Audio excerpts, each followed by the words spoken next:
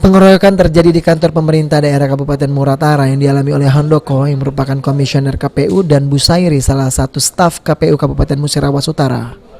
Kejadian berawal saat korban ingin mengembalikan mobil dinas KPU ke kantor Pemkab Muratara.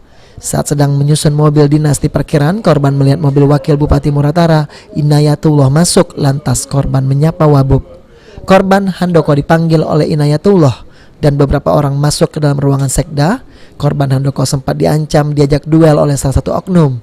Setelah keluar ruangan terjadi pengeroyokan oleh beberapa orang berpakaian biasa hingga menyebabkan luka memar di bagian tangan kiri dan di samping telinga sebelah kanan. Mobil itu minta disusun. Nah, ketika disusun itu, mobil itu kan sudah susun. Aku bicara, tidak tahu bahwa ada mobil datang. Rupanya mobil Wabub. Saya panggil, halo Pak, halo Wabub. Ya, seperti itu kan. Nah, aku duduk. Nah, kebetulan Pak Wabub lagi bicara dengan saudara Busairi. Saya ngomong, sudah kembalikanlah mobil negara itu. Nah, aku lewat, aku ngomong, payahlah ngomong lagi di Rajo. Nah, saya dipanggil, apa cerita kawan tadi? Nah, itulah. Dipanggil oleh siapa, Pak? Pak Wabub. Pak Wabub, aku ceritakan ini nih. Aku ngomong bahwa apa yang aku lakukan, aku sekedar bicara cak itu baik jadi ini kan. Selesai dari itu di ruangan sekda. Nah, di sekda itu, nah suruh ini kan. Dipanggil lah berapa uang masuk ya aku cak ini sempat memang diancam kan, diancam dan ajak duel oleh ada oknum. Jadi saya bicarakan ya saya balik tinggal, saya sampaikan seperti itu kan. Nah, pas keluar ya aman ya mas, saya keluar. Pas keluar ya terjadi pengeroyokan. Nah, pengeroyokan itu mungkin hari ini lagi diselidiki polisi siapa orang ini. Masa yang datang itu kira-kira kita tahu gak dari mana? Sekitar 20 sampai 30 orang prediksi kawan-kawan. Berpakaian ya Kak? Pakaian biasa. Masyarakat biasa.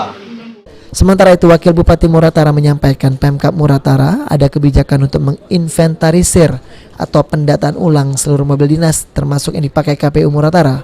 Karena Komisioner KPU Handoko sedikit emosi hingga berbicara di tempat terbuka sehingga membuat terjemahan teman-teman Wakil Bupati di luar berbeda dan terjadilah keributan.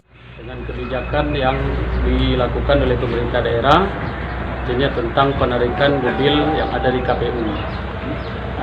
Karena beliau mungkin karena ada sedikit emosi, beliau bicara di tempat terbuka, maka kami nanggapi untuk kami panggil dan ingin kami ajak ke ruangan.